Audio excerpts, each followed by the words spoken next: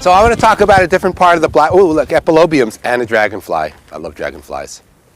So and chasing each other away. They are just territorial. So we don't have that much more time. So if you're out in the sun, I apologize, but in about 6 or 8 minutes, you could be in shade again. But I just want to point this plant out before we go to Blackberry. This is an epilobium right here, often called willow herbs. And I can tell them because there's the hairs attached to the seeds, and the petals and sepals reflex backwards, and then it sets its seeds in. But this is an epilobium, a willow herb. There's not much use, but there's one book. Has anybody ever seen God's Pharmacy? Is that the name of it? By Maria Trebins. So she talks about it. It was popular for a while. She talks about willow herbs as a prostate tonic. And I don't really know if it does anything, but the one jump I've made is that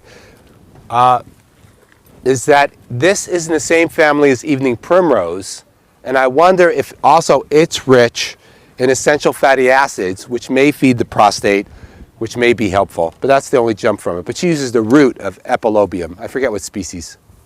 But this is an Epilobium. That's the genus. Willow herb is the common name, and it's an Anagraceae. And can anybody name where the ovary is in the Anagraceae? Howie student guy? Inferior. Inferior, very good.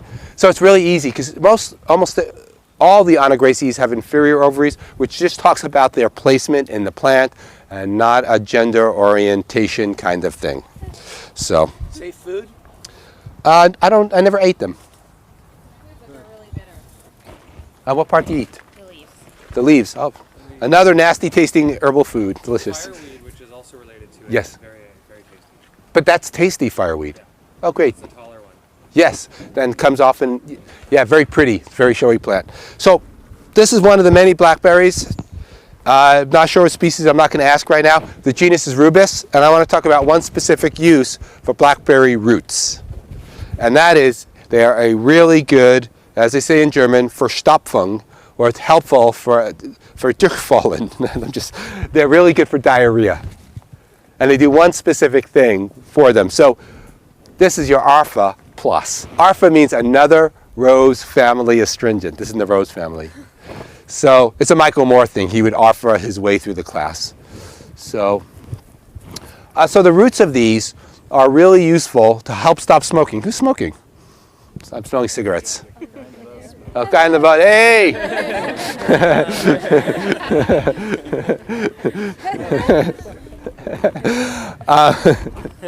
So these are really good for smoking. Eat some blackberries instead of smoking a cigarette. Helps every time. It's better than a kiss, you know. I mean, you just don't know each other from my era. That whole like give a kiss instead of a cigarette. Does anybody else remember those commercials? Yeah, they said like give somebody a kiss instead of a cigarette. That was like before STIs, maybe. So, you have herpes, but your lungs are fine. So, plus who wants to kiss people smoking all the time? I mean, so anyway, back to blackberry root.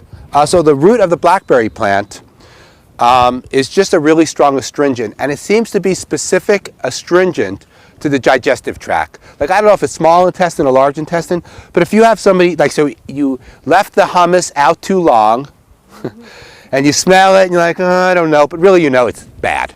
But you're like, oh, I'm going to eat it, and so you get some crackers, and you eat the bad hummus, and like about 4 hours later, you know, you have hummus farts. And after the hummus farts comes the hummus drop, right? So now you have just really loose diarrheal stools. And so you don't really have any kind of major food poisoning. Basically, you just ate something bad, your belly's upset, there might be some bacteria. If you don't do anything, you're going to be fine, except that you're at this conference, and you ate bad hummus, and you're driving back to the Bay Area, and you have to leave tonight. You're not the driver, and you have to be in the car, and you have diarrhea, and they're saying, you know, we can't stop every 2 hours or every hour for you, and actually you kind of smell, right? So first thing is like, I need some new friends. But so what you're going to do is you could take this plant, so it doesn't kill the infectious organism, it just tightens, I don't know, the sphincter, it helps you go longer without pooping. But here's the trick.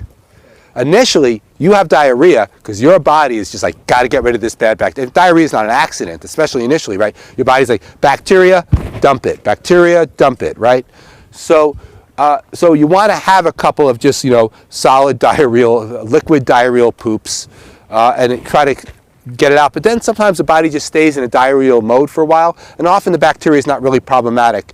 So with this, it's just going to tighten you up a little bit so you can go longer without having a bowel movement. And at one point it's fine. Like initially, again, you're going to have it, but sometimes I've been in this situation. Has anybody ever had diarrhea when you're on the bus or you're off the bus?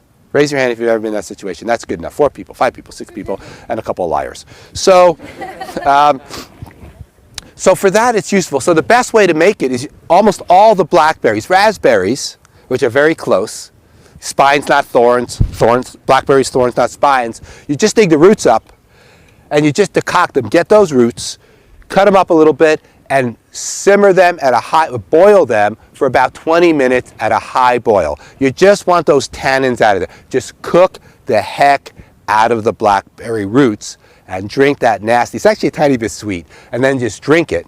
And it basically just acts as an astringent. I tend to not use it for an astringent for like skin cuts or wounds, but really as a specific, as a diarrheal astringent. And it works really good. It also makes an okay tincture. So if you need to carry it on you, you could just tincture it, fresh or dried, 1 to 2, 1 to 5, depending if it's fresh or dried, and then just take it. But your tincture, you've made good medicines because it's crazy astringent, right? It's going to just pucker you right up.